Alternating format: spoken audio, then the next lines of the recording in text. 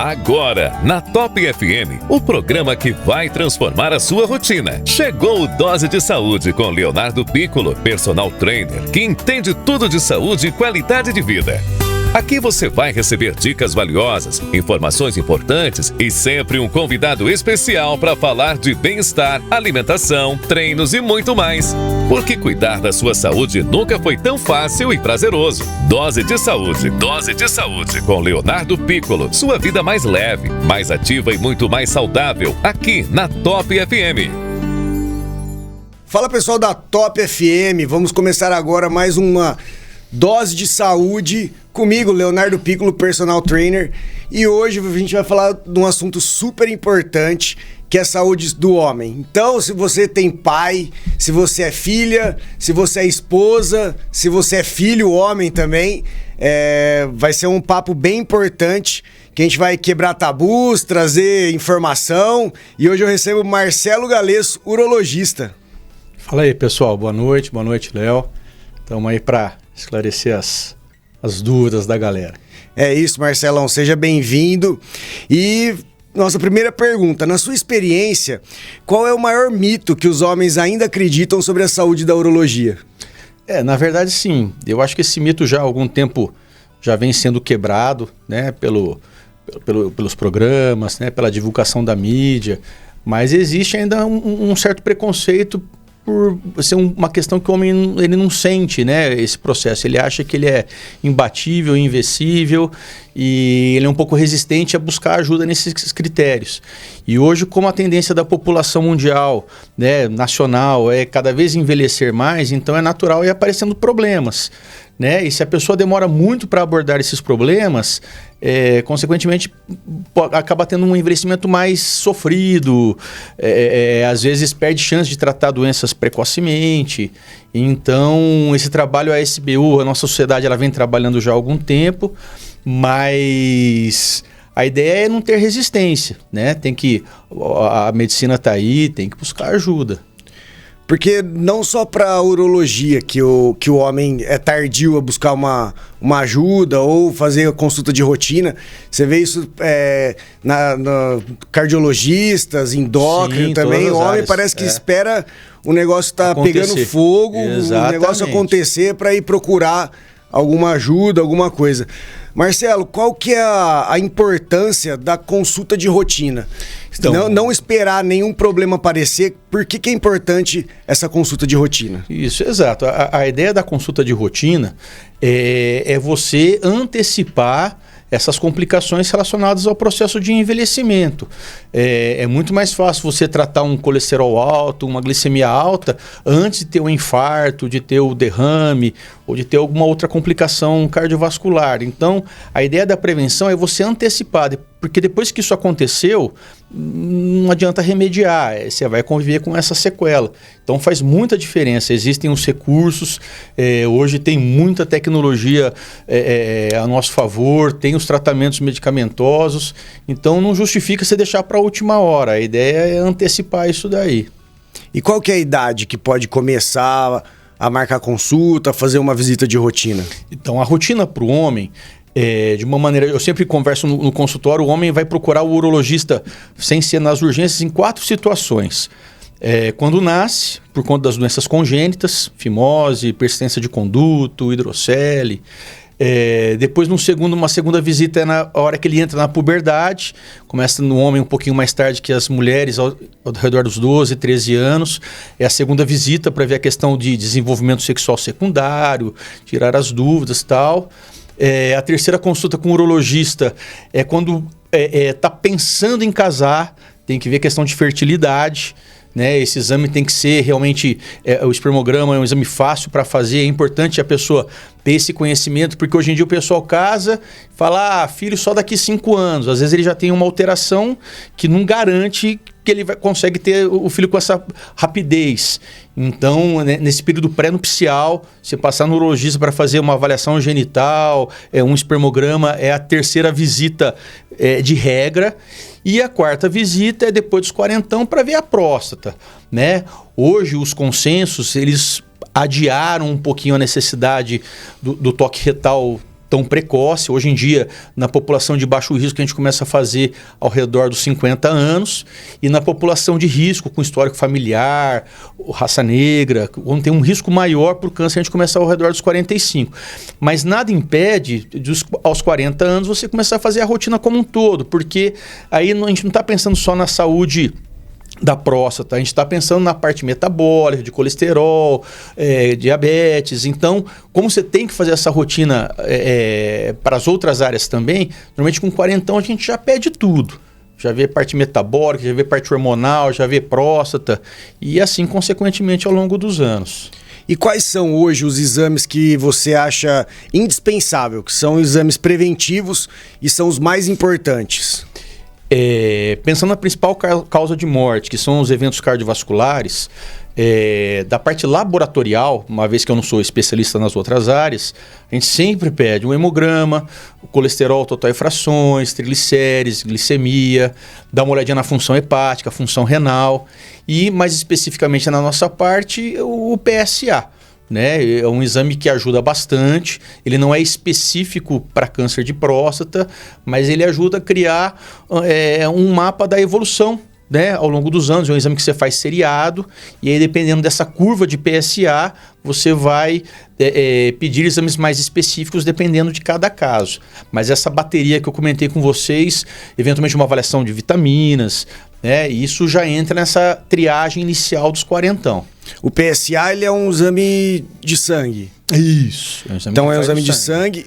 E tem o toque retal também, que faz depois dos... Exato. Hoje em dia, grupo de baixo risco a partir de 50 anos. E ele é um exame simples, né? Muita simples. gente não quer fazer ou tem algum tipo de preconceito em fazer. Sim. Que eu acho que afasta muita gente e muito diagnóstico precoce por conta de preconceito, né, Marcelo? De vergonha, exatamente. É que a hora que a gente senta, conversa, explica a importância do exame, o exame demora 3 segundos, é muito rápido. Porque, na verdade, a ideia do toque, que acaba tendo até uma importância maior do que o ultrassom, que muita gente acaba pedindo, é ver a consistência da próstata. O câncer de próstata, por ser um câncer assintomático, ele não vai dar nenhum sinal para você no início do seu aparecimento. Então, a ideia é fazer a busca ativa, porque a hora que ele dá sinal de que ele está lá, normalmente já são doenças avançadas, e aí você vai ter pouco recurso para resolver. O toque, ele deixa o câncer de próstata, ele deixa a próstata dura ao toque. Por isso que o ultrassom não resolve. O ultrassom ele vê se está grande ou está pequena. O toque não. Às vezes, numa próstata normal, você pode ter um nódulo. E como 85% dos tumores eles aparecem nessa zona periférica, que é justamente a região que fica em contato com o reto, então você examinar esse paciente periodicamente acaba ajudando um diagnóstico precoce. Já peguei várias vezes pacientes com nódulo nítido ao toque retal com PSA normal, PSA abaixo de 1. O duro é convencer o cara que ele tem que fazer uma biópsia, porque ele fala, pô, doutor, mas meu exame está normal, né? Sempre está assim. O nódulo é específico. Você achou um nódulo ao toque, pode biopsiar, que a chance de você errar é muito remota. Então é um exame importante a partir de 50 anos, nessa época. E por mais que o exame de PSA dê normal, é recomendado que faça o toque. Exatamente. O toque é um exame mais específico. Então, ele demora mais para acusar, porque o tumor precisa crescer um pouquinho para você ter a sensação digital. O PSA, apesar de ser antígeno prostático específico, ele não é específico de câncer. Na verdade, qualquer agressão à próstata faz o PSA subir. Então, por exemplo, o cara teve uma infecção urinária, o PSA estoura. Fez uma colonoscopia, o PSA estoura. Às vezes o cara fez um pedal forte e coleta o PSA no dia seguinte, o PSA vem alto. Então, várias doenças alteram o PSA. Né? Então ele tem uma sensibilidade, né? A maioria dos diagnósticos é por conta dessa curva de PSA que mostra uma elevação progressiva, mas em relação à especificidade, o toque é melhor. Então, na verdade, a gente usa os dois. Né? Um exame de alta sensibilidade com um exame de alta especificidade para ver quem vai merecer ganhar uma biópsia. A biópsia que é o exame definitivo. É que você não sai biopsiando todo mundo. É um exame mais invasivo. Né? E tem que ser muito conversado, Marcelo, com os pacientes, Ou eles estão aceitando mais hoje em dia pela conscientização? Leozão. Ou ainda tem uma resistência muito grande? E como Cara, vencer essa resistência? Não, a hora que o cara senta lá, eu acho que ele já sabe que ele vai levar uma dedada. Que não tem como, né? Mas assim, a gente conversa, a gente explica, não é obrigatório, ninguém vai brigar se não fizer. Mas assim, faz parte da prevenção. A gente opera câncer de próstata toda semana. Essa semana a gente tem 2. Então, 2 casos, 2, 3 casos por semana. Então, não é uma doença rara, né? É uma doença muito frequente. Dentro dos tumores, é o campeão de bilheteria. E você ter um diagnóstico precoce nessa doença faz toda a diferença. Primeiro, porque melhora a chance de cura. E segundo, que minimiza riscos de complicações. Tratamento de câncer, em geral... Pode espalhar, né? Exatamente. Tem efeito colateral, tem complicação. Nem todo mundo sai zerado depois da cirurgia. Então, quando você pega os casos precocemente, é outro resultado. Faz muita diferença. E os hábitos da vida da pessoa que influenciam diretamente na saúde urológica? Leozão, para a parte urológica não tem nada específico. Na verdade, são as recomendações mundiais, né? A receita de bolo todo mundo já sabe. O problema é fazer, né? Dieta balanceada, evitar coisa industrializada, quanto mais natural a dieta, melhor. Fazer hiperidratação, evitar condimentos, gordura trans, é o que a gente já saúde sabe. Em geral, né? Exatamente, serve para todo mundo. Tabagismo, péssimo. Sedentarismo, péssimo. Porque o que pega hoje em dia não é eu tenho colesterol alto, eu tenho é síndrome metabólico, né? Então é a somatória de todas essas alterações jogando contra, né? Os pacientes obesos, eles têm mais resposta inflamatória, atrapalham mais o sistema imunológico, esse específico para controle de câncer. Então, às vezes, o cara tem ele tem o DNA para o câncer. Se ele leva uma vida mais saudável, esse DNA ruim, ele fica bloqueado por esse sistema imunológico.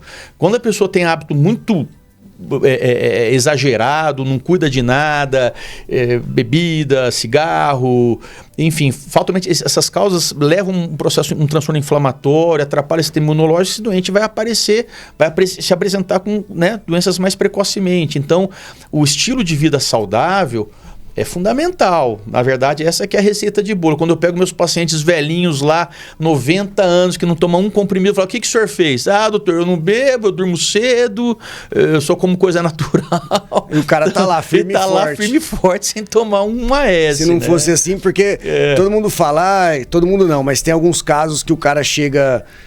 numa idade já avançada e fala assim, não, mas meus exames estão ótimos, não faço dieta. Não é uma regra. Não é uma regra. Isso não é uma regra. Na verdade, isso é genética boa. O cara tem sorte, entendeu? Porque, de um modo geral, se você pegar um montante de pessoas que levam uma vida e não tem um diagnóstico, não tem uma deficiência de alguma coisa, é muito raro. Exatamente. A maioria vai ter complicação e não sente nada num primeiro momento, né? E quando vem... daí já vem pior. Catástrofe armada, né? E Marcelo, falando sobre as doenças mais comuns, assim, de consultório, infecção urinária, quais são os sintomas? Que hora que que o homem tem que procurar uma ajuda? Cara, infecção urinária para o homem não é uma doença tão comum. É uma infecção frequente no consultório, né? Uma das principais, mas que acomete mais o sexo feminino por uma questão de anatomia, né? A questão genital, a mulher tem climatério, o homem não tem andropausa, então a gente acaba vendo a infecção urinária mais do lado feminino. Os sintomas urinários de aparecimento são mais ou menos semelhantes. Dor no baixo ventre, sensação de bexiga cheia, vai no banheiro, faz de pouquinho em pouquinho, queima. Normalmente no homem, como a gente tem a próstata no meio do caminho, normalmente essas infecções no homem têm mais chance de ser infecção febril. Então o homem tem menos infecção, mas quando acontece são mais graves, né? Por conta dessa circulação sistêmica, né? De bacteremia. Como um membro externo, né? Isso, exatamente. Então o homem acaba sofrendo um pouquinho mais. Mas a gente vai ver essa condição normalmente em homens que já têm sintomas urinários obstrutivos, relacionados ao crescimento benigno, né? Acabam tendo um resíduo urinário. Normalmente a gente explica assim, para a infecção urinária do homem. Antes dos 40, a gente põe a culpa na vida sexual ativa. por conta da vida sexual. E depois dos 40 anos a gente põe a culpa na próstata quando ele começa a urinar mal, né? Mas não é uma afecção tão frequente que leva o homem ao consultório. Né? Isso daí, na verdade, é a mulher que busca mais. E o cálculo renal? Vixe. Esse daí acho que é campeão. Esse é o campeão de bilheteria. A famosa pedra no rim. Exatamente. Isso daí eu falo para todo mundo. Se eu ficar atendendo 24 horas só cálculo renal, eu trabalho sem parar. E quais são os fatores de risco, sintoma clássico e prevenção, que é importante? Hoje eu entendo que o que aumentou muito essa incidência de cálculo renal é questão dietética. Né? Hoje em dia, por essa questão de muita coisa industrializada, né? É mais fácil acesso, mais fácil para fazer, mais barato. Essa dieta industrializada acaba gerando mais sódio e esse excesso desses condimentos aumenta o carregamento o sódio, que é o conservante, aumenta o carregamento de cálcio para dentro dos rins. E fatalmente, para quem já tem a predisposição, acaba levando ao crescimento dos cálculos. É muito mais fator de genética, predisposição, ou pode ser adquirido por má alimentação, que nem você falou?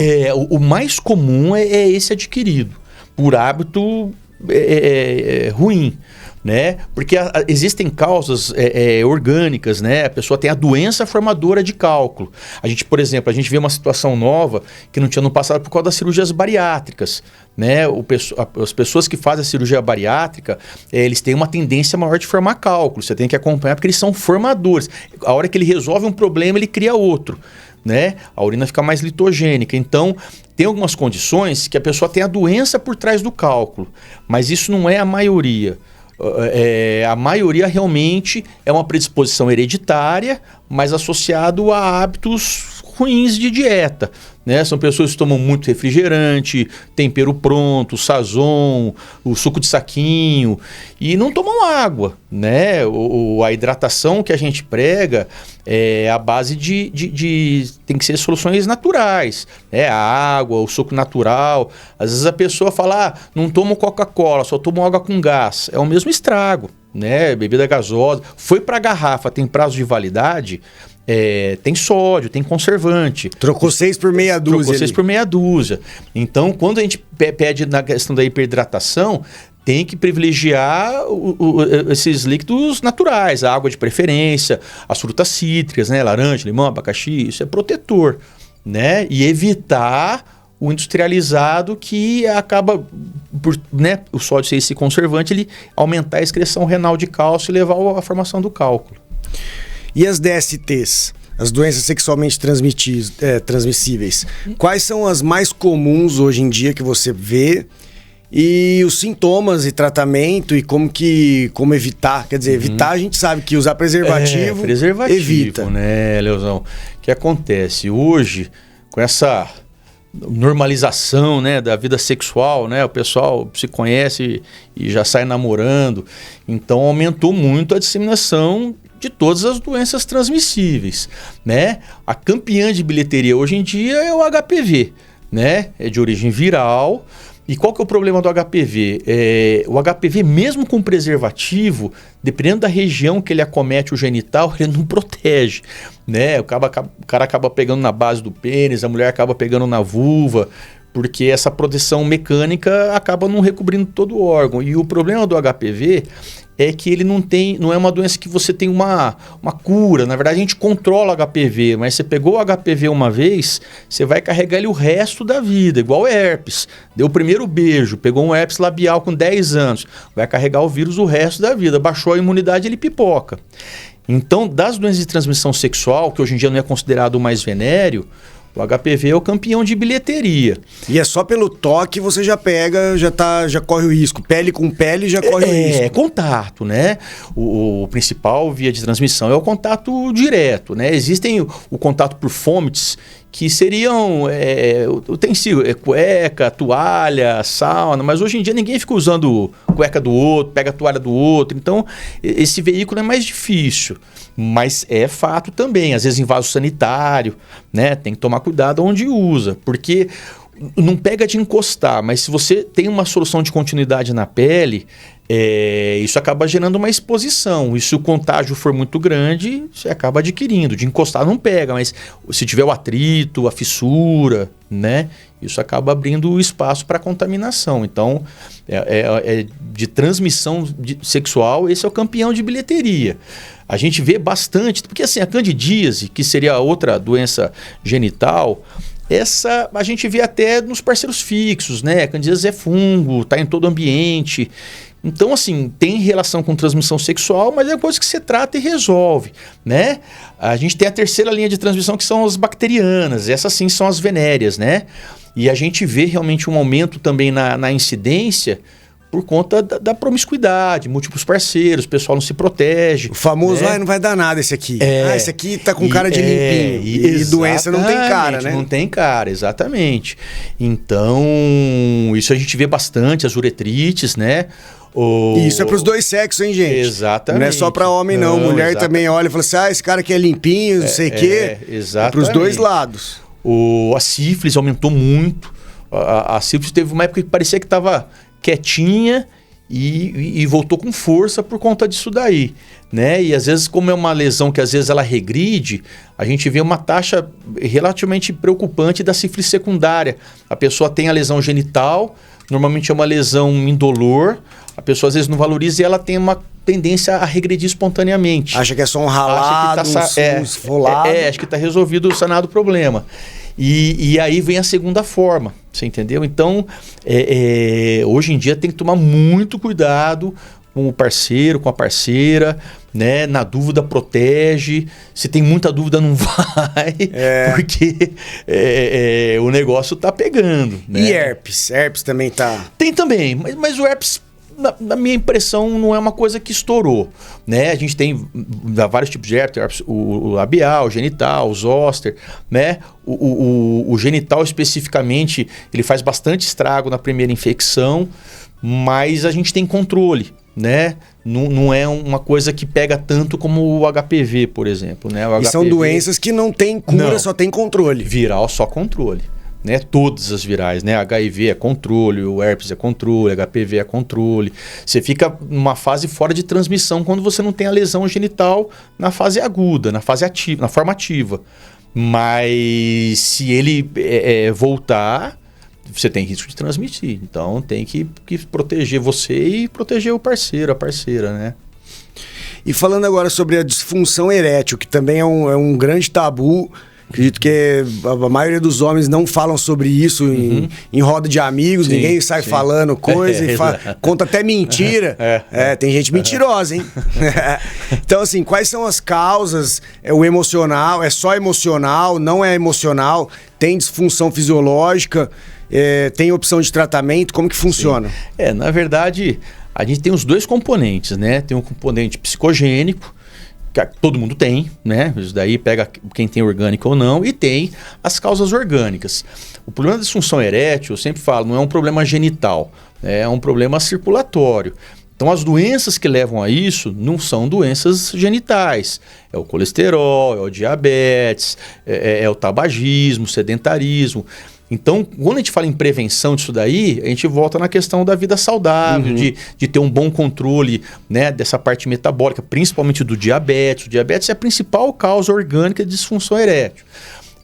Outra causa orgânica são as cirurgias, câncer de próstata, né? A cirurgia de próstata ou de reto, que mexe nessa região onde passa o feixe vascular nervoso da ereção, elas acabam danificando. Esse dano ele pode ser maior ou menor, né? Demandar um tempo maior na recuperação. Mas o que mais aflige realmente o homem são as causas de origem psicogênica, relacionadas a sedentarismo. Muitas vezes o cara não tem condição de dar uma volta no quarteirão sem cansar. Como que ele vai conseguir manter uma ereção para ter uma relação de 15 minutos? Então essa questão do estado físico do paciente, de atividade física regular, não ter os vícios que impedem isso. Isso ajuda bastante na preservação de uma vida sexual saudável. Porque né? isso tem um grande impacto na vida do homem, né? Sim. Tanto na parte de autoestima, de você conseguir realizar tarefas, é uma coisa que pega muito. Pode ser gatilho psicológico para outras coisas. Exatamente. Sempre tem um componente psicológico mesmo, né? Tem as causas orgânicas. O que pega aí, Léo, é que isso é uma tendência desse processo de envelhecimento. Depois dos 40 anos, metade dos homens notam uma diferença. Isso pode ser desde uma diminuição da frequência dos encontros, das relações, desde falhas reais, né? O cara não consegue concluir a relação. Então, dentro disso, qual que é a orientação? Primeira coisa, tem que ter parceira bacana, né? Hoje em dia, com o advento das medicações, do Viagra, Cialis, Tadalafila, a galera acha que tomou um comprimidinho desse, ele pode sair para qualquer balada. Não necessariamente. Às vezes ele tomou o azulzinho, mas está numa condição ruim de encontro, a parceira não quer ver ele pintado nem de ouro, e ele insiste nessa situação, ele vai falhar tomando o remédio. Então, hoje as medicações, elas trouxeram muito benefício para o homem nesse aspecto. Na verdade, a gente acaba tratando tanto psicogênico quanto de origem orgânica da mesma forma. Agora, é importante o cara saber tratar, se está sem parceira fixa, tem que fixar parceira, tem que ter um ambiente bacana, porque só o remedinho não faz o milagre. A ideia dessa linha de tratamento é manter a ereção. Então ele só vai entrar em ação a hora que o cara tem um estímulo bom para ter uma ereção legal. Se esse estímulo não acontece, o remédio não entra. E aí o cara falha tomando o remédio, daí cria outro pesadelo. Você entendeu? Aí cria uma bola de neve. Exatamente, mas foi uma revolução, né? Eu lembro, eu já era urologista antes da época do Viagra, não tinha o que fazer, né? Era desesperador. O cara chegava lá jovem, teve uma falha, ficou ansioso, essa falha se repetiu, a parceira já ficou brava, não tinha o que fazer, né? Você dava antidepressivo, dava antihipertensivo. Que até piora. Exatamente, mas não tinha nada específico, né? Essa medicação não, realmente eles têm um efeito específico para melhora da ereção. Hoje a gente tem os medicamentos para tratamento diário. Então foi uma revolução realmente para a vida sexual do homem. A questão é saber como usar, porque o cara que jogava bem futebol com 17 anos não joga igual com 50. Então o cara tem que saber essa diferença para não se expor, né? Numa situação às vezes que não vai dar certo, né? E Marcelo, a gente fala de disfunção erétil, mas o que caracteriza a disfunção erétil? Porque às vezes uma disfunção uma vez pode ser que não caracterize. Sim, mas jamais, consequências são subsequentes. Isso. Como que você caracteriza para falar assim, ó, aqui eu consigo identificar um problema. Isso daqui não, isso daqui foi uma coisa atípica que no dia o cara devia estar cansado. Isso, Como que você caracteriza? A maioria isso que acontece, né? A pessoa vai despreparada, vai de qualquer jeito, às vezes é um dia que a parceira também não tá afim, não ajuda. Então, essa é a causa principal. Porque tem também, né? Todo mundo fala assim, porque a mulher tem dor de cabeça e o homem tem sempre que querer. E não é assim. Tem vezes que o homem também não é obrigado a querer. Exatamente. Tem que se respeitar também. Existe o inverso, exatamente. A gente atende essas situações, né? Que existe uma cobrança, só que o cara trabalha 36 horas por semana seguido, entendeu? Tem uma rotina pesada e não dá para comparecer nessa frequência desejada. Então, esse equilíbrio dentro do relacionamento, isso é a base para o resto dar certo, né? Para a gente caracterizar a disfunção erétil, não é um exame. Na verdade, é essa questão que você falou, é a repetição, o processo vai piorando ao longo. O cara não tem sucesso, vai indo ruim sempre, né? E ele percebe essa piora com as medicações. E normalmente tem doença de base por trás. Então houve uma cirurgia pélvica, diabetes é o campeão de bilheteria. Alguns antihipertensivos trabalham bastante, tem pessoas que tomam vários antihipertensivos. Existe uma linha que realmente atrapalha bastante a questão erétil.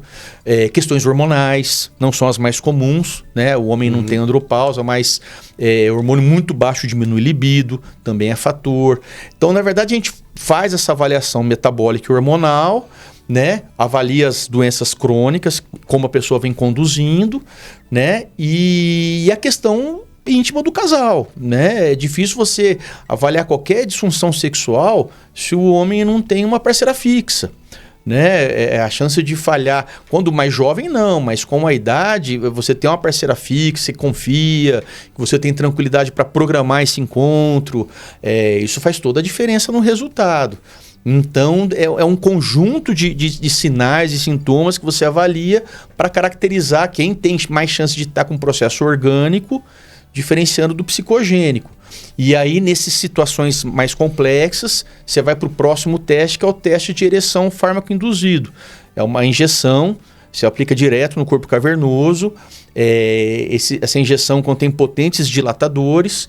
E aí, se existir ainda alguma preservação desse mecanismo erétil para o corpo cavernoso, você vai ver a resposta imediata ou não.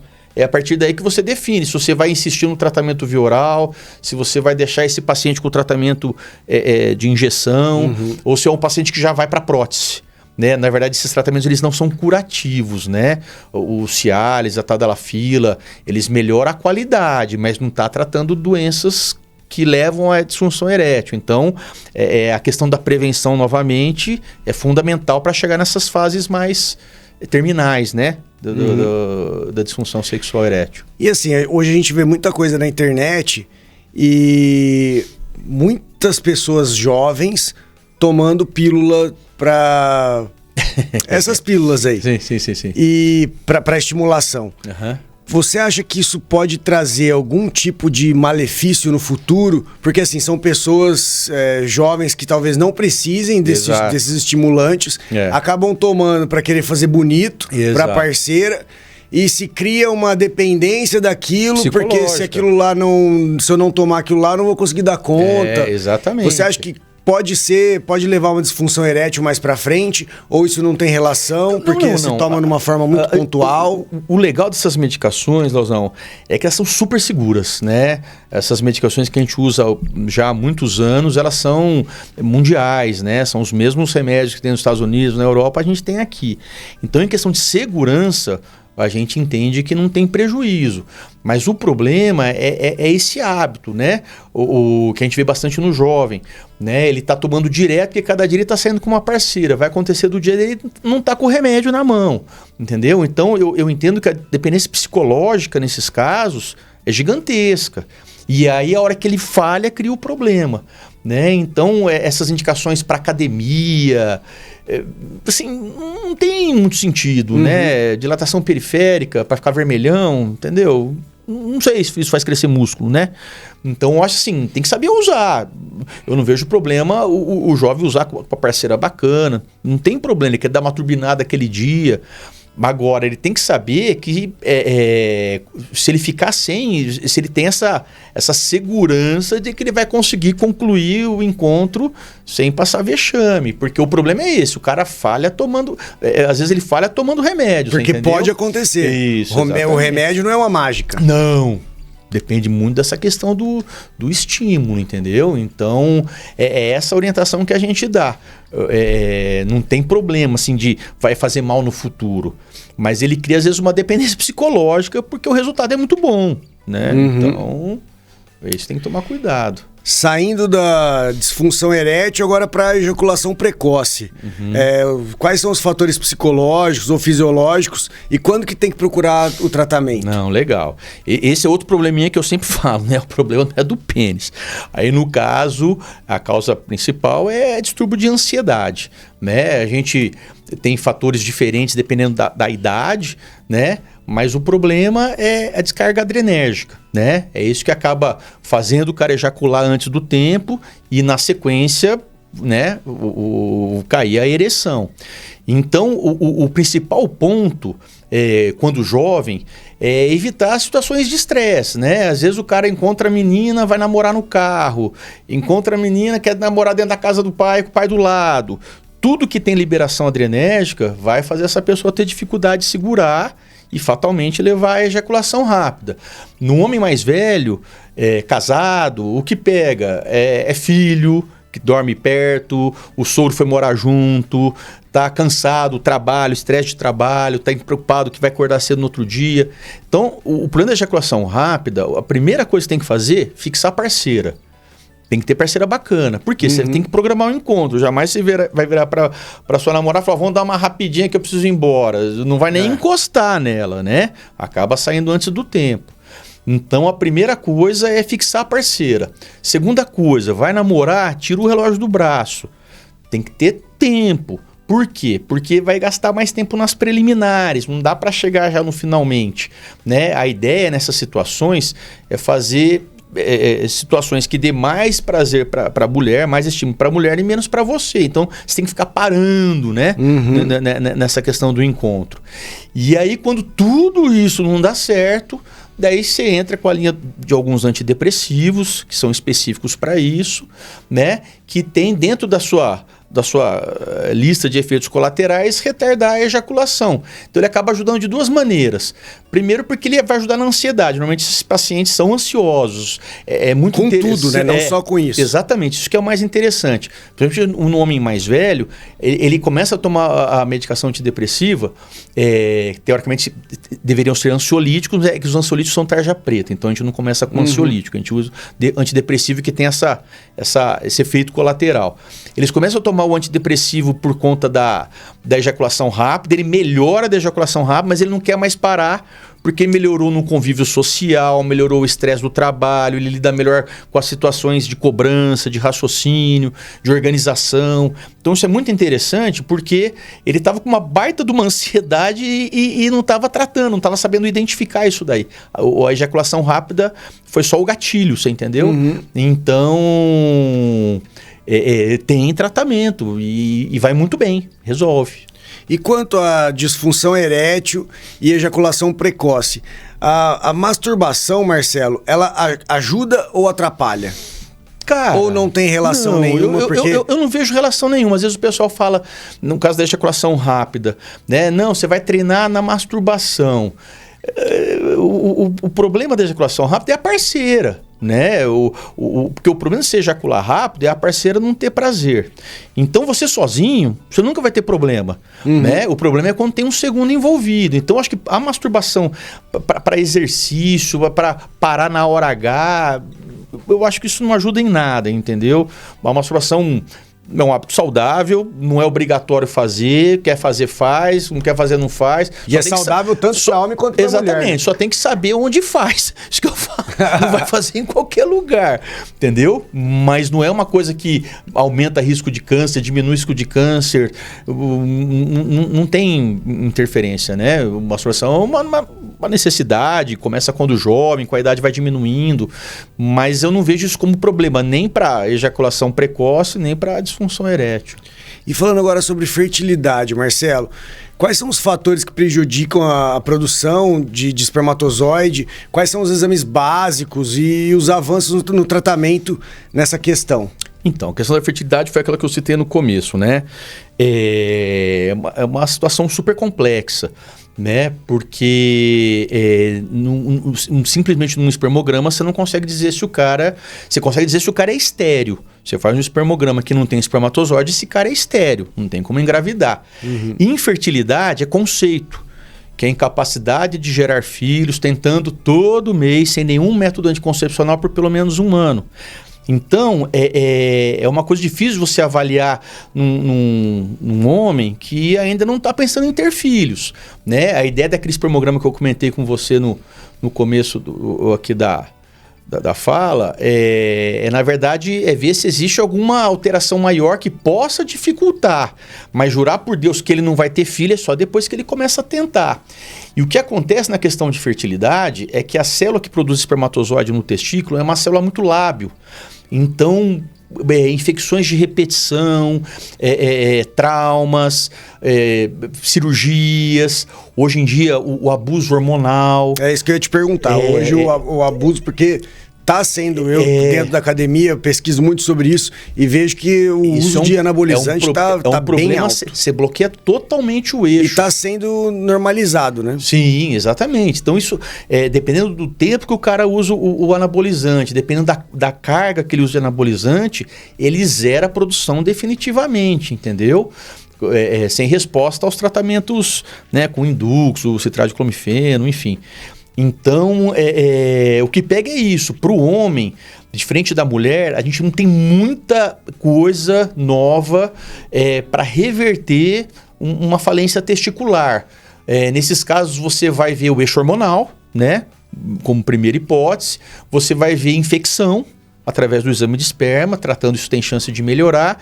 E você vai ver varicocele, que é um transtorno vascular que pode levar à infertilidade. Operando, você vai ter uma taxa aí de 37%, 40% de melhora. Não é 100% que melhora.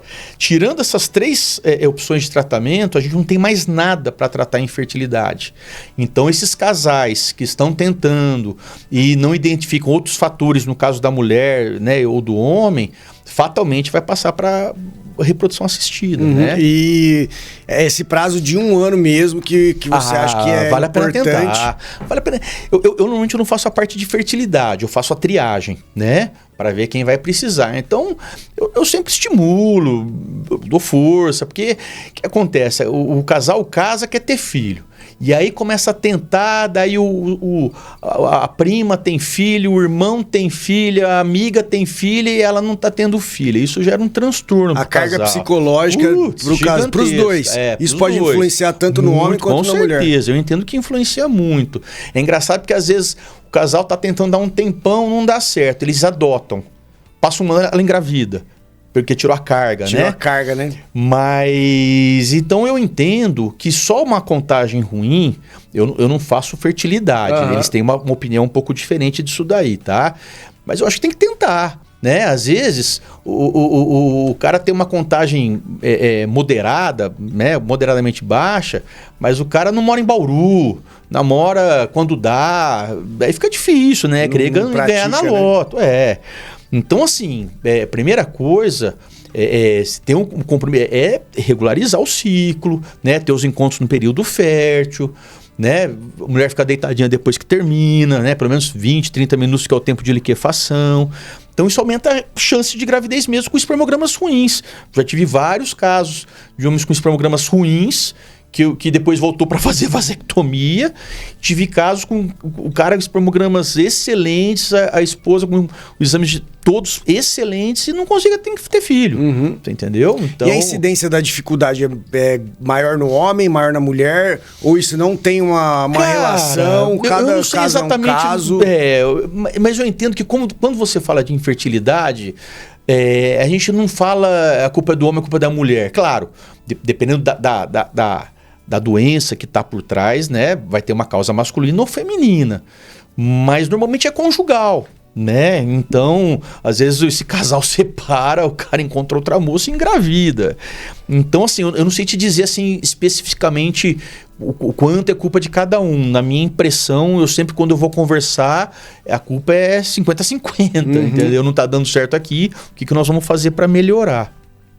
E quanto ao envelhecimento masculino e qualidade de vida? Andropausa, existe, não existe? Isso, mito, então, realidade? Então, andropausa é mito. Né? Na verdade, esse termo que foi criado para o homem, ele não existe porque o homem não deixa de produzir a testosterona. O que muda para a gente é que a gente tem uma produção constante, que antes dos 50 você vai estar próximo do limite superior e ao longo do envelhecimento você vai ficar próximo do limite inferior. Mas numa média geral o homem produz a vida inteira. É que como a gente sabe que não é toda a testosterona que é biodisponível, que vai ser utilizada nas áreas que ela necessita, então de uma maneira geral a gente gosta de ver esses hormônios acima de 300, 350, né? Normalmente o basal é 165, mas a gente gosta de ver nessa média nos homens depois dos 50 anos, para acreditar que ele não está tendo essa privação hormonal, porque o que pega nessa questão do declínio do homem não é nem questão sexual, o homem tem tesão a vida inteira. Mas o que pega nessa questão do declínio, na minha impressão, é principalmente a parte cognitiva, vontade de fazer atividade física, vontade de sair para trabalhar, vontade, concentração, né? O homem fica mais labilidade emocional. Então, você deixar esses níveis hormonais mais equilibrados, eles ajudam na qualidade de vida. E aí, quando necessário, a gente faz a correção fisiológica, né? Normalmente eu não faço essa reposição do atleta. Né? Eu faço a reposição do declínio androgênio, chama DAEM a sigla, declínio androgênio do envelhecimento masculino. Então, quando a gente vê que existe o sintoma e a dosagem da testosterona está nesse limite inferior ou eventualmente até abaixo do limite inferior, a gente sempre corrige se não tiver contraindicações, né?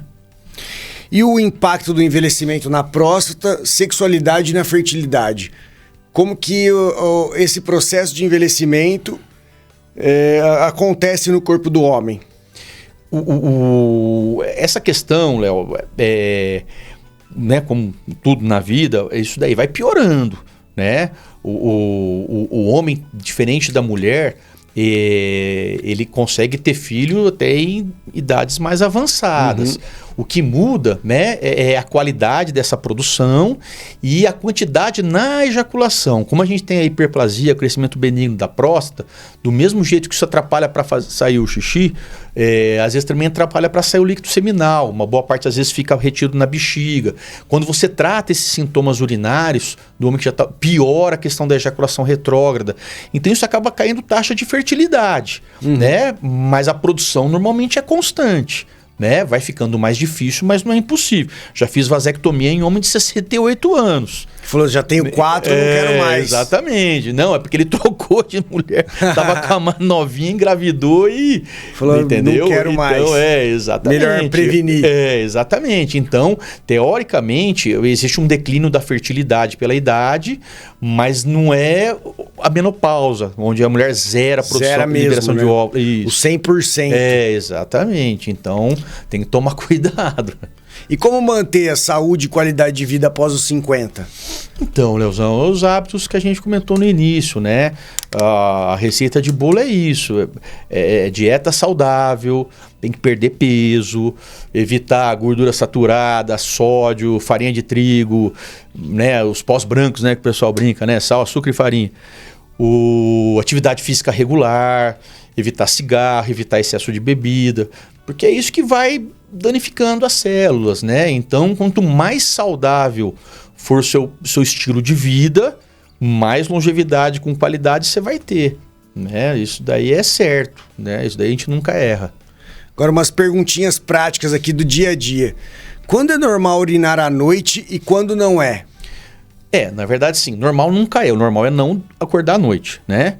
Mas depois dos 40, isso entra na lista dos sintomas do crescimento benigno da próstata. E nos 36, assim, não é normal, não? Não é para acordar. O problema é que, às vezes, o que acontece? A pessoa não toma o líquido que deve durante o dia e chega à noite e toma 3 litros de água para dormir. Fatalmente vai acordar pelo menos uma vez. Mas não é uma regra. Essa questão da inversão da produção de urina, normalmente ela começa depois dos 40, 45 anos, onde a pessoa em repouso, quando ela está deitada, existe um aumento da filtração renal. E aí, se ela oferece muito líquido antes de deitar, fatalmente acaba acordando mais que 2 vezes. Né? No caso do homem que tem a hiperplasia da próstata, como existe essa questão da sobrecarga da bexiga, às vezes ele não consegue esvaziar adequadamente, o esforço urinário às vezes causa uma hipertrofia da musculatura, isso diminui capacidade funcional, existe uma tendência maior para o homem começar a acordar à noite depois dos 45, 50 anos. Mas assim, para não atrapalhar a qualidade de sono, o ideal é não acordar. Então o que a gente pede num primeiro momento, né? Porque às vezes é engraçado que esse sintoma só acontece à noite. Durante o dia o cara fica lá 4 horas sem urinar, 6 horas sem urinar, à noite que o piora. Então, qual que é a regrinha básica? Evitar líquido depois das 6 da tarde. O horário da hiperidratação, que é sempre bem-vinda, é da hora que acorda até 6 horas. Escureceu, corta o líquido. Às vezes o cara chega à noite em casa, vai tomar uma cerveja, vai acordar a noite inteira. Entendeu? Não tem jeito. Então, a ideia é diminuir a oferta de líquido à noite e compensar durante o dia. Se você está bem hidratado durante o dia, não existe essa exigência do organismo de você hiperidratar à noite. E qual que é essa hiperidratação? A ideia é você tomar um volume de líquido para urinar 2 litros. É muito difícil urinar 2 litros. Como que você vai controlar isso daí? Pela cor da urina. Durante o dia, depois que você esvaziou a primeira urina da manhã, a urina tem que estar transparente, tem que estar cor da água. Então, se você conseguir manter isso ao longo do dia, à noite você consegue economizar na hidratação e vai te ajudar a não acordar tantas vezes. Sim. Né? Às vezes, fator que atrapalha a noite, às vezes é a pessoa que às vezes dorme mal, tem insônia, ela acorda, daí a bexiga tá cheia, ele já vai. aproveita. Mas ele não acordou para fazer xixi, ele acordou porque ele dorme mal. Ou o relógio tocou, ouviu um barulho, né? Mas em geral, o normal é não acordar. A gente considera aceitável no máximo 2 vezes. Mais que isso já começa a atrapalhar muito a qualidade do sono. O cara acorda cansado no dia seguinte porque não descansou. Não descansou e ficou no banheiro toda hora. Isso que é outra coisa importante nessa questão do envelhecimento. Dormir bem. O sono, esse sono reparador da noite, né, que é onde tem o sono REM, que é onde você realmente repõe hormônio. Né? Isso daí é fundamental. Muitos dos casos que a gente vê o cara desanimado, ele vai procurar a gente porque ele está preocupado com o hormônio. O hormônio nem está tão ruim, mas a hora que você vai ver, o cara trabalha à noite. O sono do dia, ele não repara igual ao sono noturno. Então, o horário de dormir é noite. Né? Às vezes a pessoa trabalha à noite, ou tem apneia, enfim, fatores que fazem ele acordar mais vezes. Tem que tratar isso daí, porque isso faz parte do envelhecimento saudável. Esse negócio do sono é muito importante. Eu tenho alunos que treinam de manhã comigo 6, 7, 8, e eles falam até meio-dia lá, falam, não dormi bem. Você vê que não é igual. O rendimento do treino é lá embaixo. Não é igual, tem que dormir 8 horinhas. Marcelo, o tamanho do pênis interfere na saúde sexual, na fertilidade? Não. Isso nada. É mito, nada. Isso é mito. Não, Porque o micropênis, que é o pênis realmente pequeno, isso é uma síndrome, né? E realmente é muito pequeno. Entendeu? Normalmente tem menos que 11 centímetros ereto, né? Então isso é muito raro a gente ver hoje em dia, né? Nessa prevenção da primeira consulta com o urologista, a gente já avalia essa questão de se tem risco de ter essa síndrome. Na segunda visita que a gente vê a questão de desenvolvimento, a gente consegue fazer um estímulo, caso a gente entenda que a pessoa está atrasada na puberdade. Então o tamanho, na verdade, é uma média racial. Né? Como o Brasil é miscigenado, então a gente tem a nossa média, né? Então tem muito a ver com essa questão de raça, né? De origem. Qual que é a média normal aí do brasileiro? Do brasileiro varia de 14 a 16. Essa é a média nossa, que é miscigenado com índio, com negro, com branco, com japonês, né? Enfim. Então essa é a média. Dor nos testículos é sempre grave? Não. Na verdade, das causas a gente chama de escroto agudo, né, dor testicular aguda, a grave é a torção de testículo, né? Pega normalmente no adolescente, né? O homem jovem, é uma alteração congênita. Ele nasce. Cara, eu sempre tive medo de ter isso. Porque é súbito. Normalmente isso acontece na madrugada, o adolescente está dormindo, pode ser desencadeado por esporte, por esforço, mas a grande maioria é em repouso e o cara acorda com a dor. Né? Normalmente ele dói antes de inchar, né? E essa afecção, se você não trata nas primeiras 6 horas, não faz o diagnóstico nas primeiras 6 horas, a pessoa perde o testículo. É um infarto, né? Ele torce no próprio eixo, não tem um suprimento de sangue arterial, ele infarta, ele morre e aí você não consegue recuperar o órgão. Então, essa seria a grande urgência, né? Depois tem as causas inflamatórias, que são as mais comuns, trauma, posição do testículo na bolsa escrotal, né, pós-operatórios, né, às vezes de vasectomia. Tem as causas infecciosas, que são agudas, né, o testículo vira uma laranja, né, ele incha da febre. Teve um amigo meu que eu... Amigo não, mas um conhecido que jogando bola tomou uma bolada, cara. Às vezes rompeu a bugínea. Então, né, são causas também relativamente frequentes. Basicamente são essas 4 causas aí. Inflamatória, traumática, infecciosa e a torção. E é possível prevenir pedras nos rins só com hidratação? Sim. A maioria é hidratação, porque a hidratação serve para todo mundo, né, Léo? Então, essa ideia de urinar 2 litros é pensando nisso daí também. Previne infecção urinária na mulher, previne cálculo renal. É que assim, hoje, com a mudança do padrão dietético, a gente entende que se não associar a mudança de padrão para coisas mais naturais, tirar o sódio da jogada, evitar o excesso de coisa industrializada, só a hidratação e às o vezes sódio não vai dar a certo. Coca Zero que o cara toma lá todo dia. Isso, exatamente. No almoço e no jantar. A gente pede pro cara tomar 2 litros de líquido, ele toma 2 litros de Coca. Entendeu? Então é pedir para ganhar pedra. Então a hidratação funciona para todos os quadros. Mas você mudar o padrão dietético para hábitos mais naturais, sem embutidos, sem enlatados, sem as bebidas gasosas, ajuda bastante, né? Ajuda bastante. E existe mesmo uma relação entre bicicleta e problemas na próstata ou não? Não, na verdade por causa assim, do banco? Não, com certeza. Assim, esse banco, né, da bike, ele estimula realmente essa região do períneo onde está alojada a próstata. Então, por exemplo, para fazer um PSA numa prevenção, a gente pede para o cara evitar pedalar 2, 3 dias antes, né? Por conta desse estímulo inflamatório. Mas não é uma questão que vai causar câncer, né? A preocupação do pessoal é ter câncer. O problema, às vezes, do ciclista pesado, aquele cara que pedala 300 km por semana, como ele fica muito tempo na posição e fatalmente, mesmo com os bancos preparados, vazados, vai ter um contato maior, às vezes essas pessoas podem ter mais quadros de prostatite, né? De quadro inflamatório por traumatismo repetitivo. Inflama mesmo. Isso.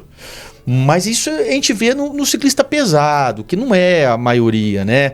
Pedal de final de semana, 30 km, isso daí não muda. Não é contraindicação para deixar de pedalar. Vai pedalar que o esporte... É melhor pedalar do que ficar parado. O esporte é melhor, com certeza. Marcelo, e uma mensagem final que você daria para todo mundo que está assistindo a gente no YouTube ou que está ouvindo a gente pela rádio? Uma mensagem sobre saúde do homem para todo mundo pessoal, que está aí na Top FM. Não preparei nada aqui, mas assim, eu entendo, né? Eu tô com 54 anos, é duro, né? Passado 50.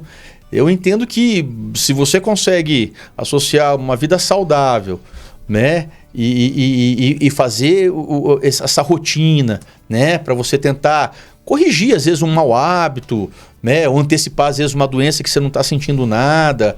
Eu acho que é muito válido, porque a expectativa de vida do brasileiro hoje vem aumentando a cada ano, né? E o duro é você viver muito sofrendo, né? A gente quer viver bastante, mas com qualidade. Então, você fazer essa busca precoce, uma busca ativa, para antecipar esses eventuais agravos e tratá-los, eu acho que faz muita diferença.